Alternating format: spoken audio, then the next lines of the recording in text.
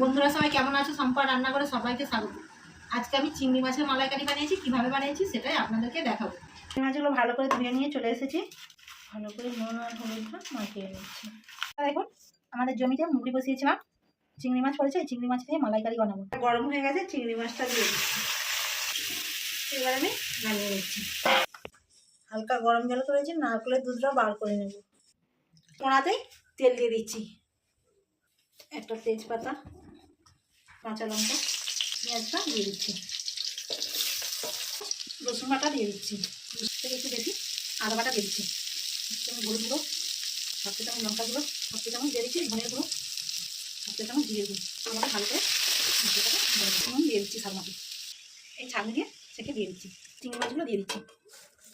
সেটা একটু গরম মশলা আর 1 চা চামচ ঘি দিয়ে নামিয়ে দিচ্ছি।